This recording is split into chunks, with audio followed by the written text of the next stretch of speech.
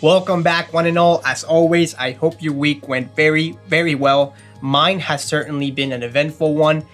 First, Novak Djokovic gets kicked out of the US Open for slamming a line judge with a tennis ball. And then on Tuesday, McDonald's announced they're releasing their Travis Scott meal. And in case that wasn't spicy enough, a few hours later, Kim Kardashian announced that her reality TV show, Keeping Up with the Kardashians, will be ending in 2021. So yeah, the 2020 bingo cards keep getting wilder and wilder. However, things could only get crappier. Am I right, OBJ? So regardless of all the news going on around us, thanks for tuning in today as we check the state of the U.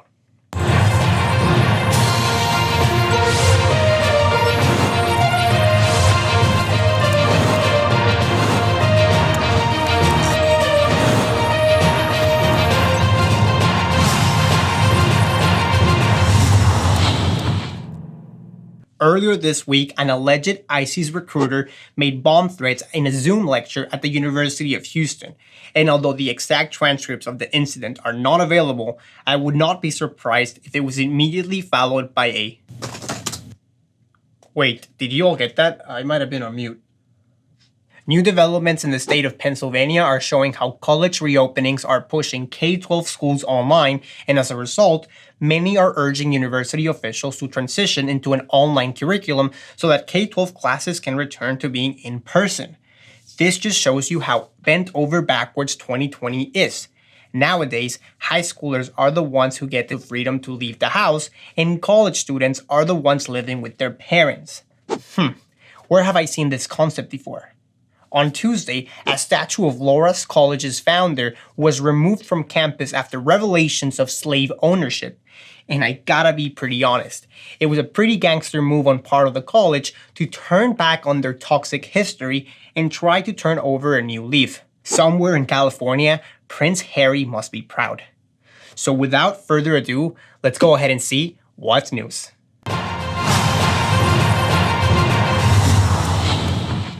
A Houston man has been charged after he allegedly made bomb threats against the University of Houston in the middle of a Zoom lecture. The full ABC report explains how 19-year-old Ibrahim Ahmed Al-Bayadi joined a UH Zoom lecture earlier in September and allegedly interrupted the discussion by asking, "What does any of these have to do with the fact that UH is about to get bombed in a few days?" Yeah, that might not be the best way to get your points out, buddy. The criminal complaint went on to state that Al-Bayadi held up his middle fingers, both classy and evil, and repeatedly said a phrase in Arabic that translates to "Islamic State will remain." Now, whether or not these reports are accurate is up in the air, but let's imagine some version that is somewhat similar to this report did in fact happen. Can you imagine being a student in that class? How scary would that be? Everyone who sat through a college lecture during the Zoom era already knows how scary it is to be scrolling on your phone, on mute, looking at TikToks, and then all of a sudden you get called by a professor to answer a question. Now imagine that instead of a professor, this time is a terrorist with a literal death threat. Now that's an elective I would not want to sign up for. Al-Bayadi, a US citizen who lives in Richmond, Texas, was taken into custody on Friday and allegedly told the feds that his comments were part of a joke between him and a friend. But if convicted, he will face up to 10 years in federal prison, in addition to a maximum of 5 years for making a threat over interstate commerce. This is my Zoom now. I'm stopping the Zoom. I'm stopping you.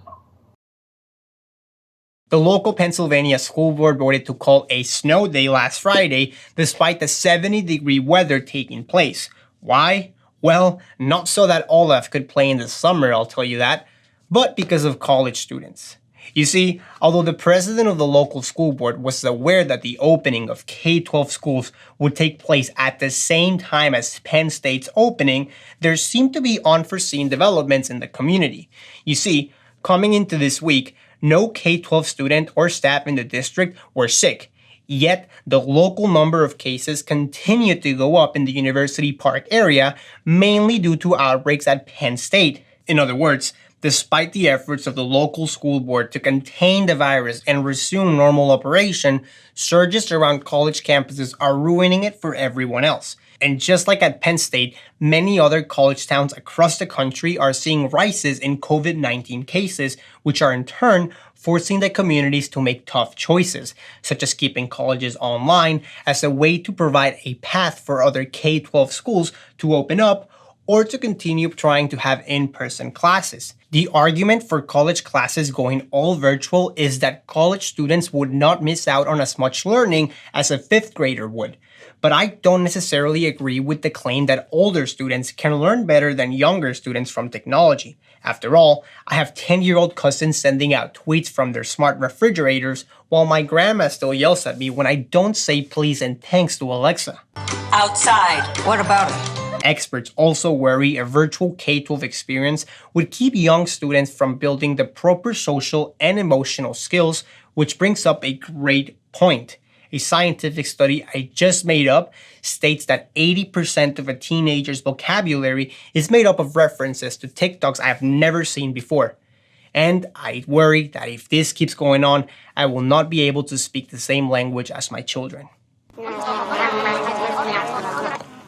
They're not quite finished.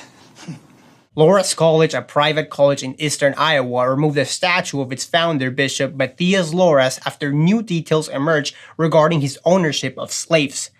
Through a letter addressed to students, staff, and faculty, the president of the college shared that he was contacted in June by a researcher who was working on a project when he came upon the founder's financial ledgers.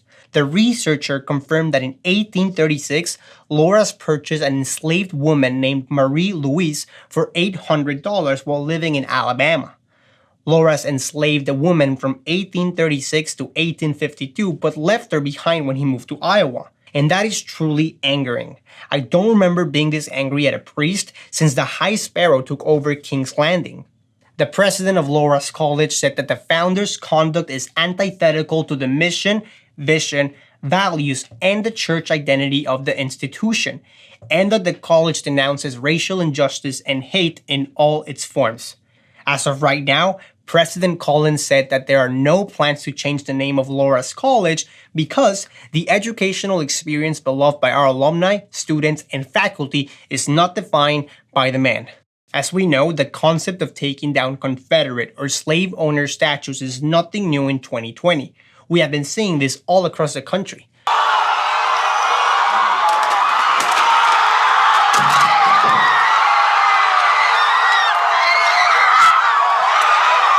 But I have to say, the fact that leadership units at higher education institutions are taking these actions is long overdue. I hope that many other colleges and universities continue to perform self-audits and hold themselves accountable for fixing infrastructural mistakes from their history. It is no secret that colleges and universities, along with governments and other institutions, have benefited in immoral ways from racial injustice and oppression. So any action that helps combat these systems of injustice is viewed favorably in my eyes. But if you think all these news are wild, you have to see what's coming up next, or else you won't believe it. Oh, Get out! Get out! Get out! A disorderly goat took over a cop car, headbutted the deputy, and ate all the paperwork. That's right, we've all heard of the dog ate my homework, and I swear I did it, I just left it at home, but I bet you've never heard of I got beat up by a goat and then he ate my paperwork. The incident happened earlier in the week as a deputy from Douglas County left her car door open as she was serving civil papers at a home in Georgia. Then she returned to her vehicle only to see the goat, who from here on out we're going to refer to as Brawny, masticating her paperwork on the front seat of her car. Body cam footage then shows Brawny delivering a vicious headbutt to the deputy's niece, knocking her down before fleeing from the scene of the crime. For obvious reasons, the deputy's name remains anonymous, but there are so many questions. Was Brawny working alone? Was there a political agenda behind the headbutt? And was the paperwork delicious? So between criminal goats and digital bomb threats, this week seems to have seen it all.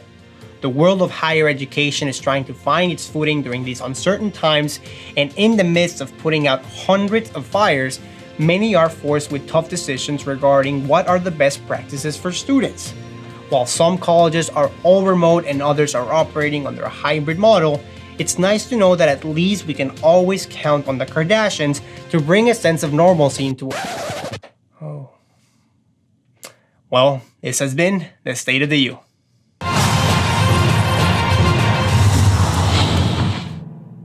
Hey, if you like this video and want to keep up with everything regarding college and education, do yourself and us a favor and hit that subscribe button. Also, if you enjoyed this video, do not forget to like it and feel free to check out some of our other videos. As always, please let us know if you have any questions.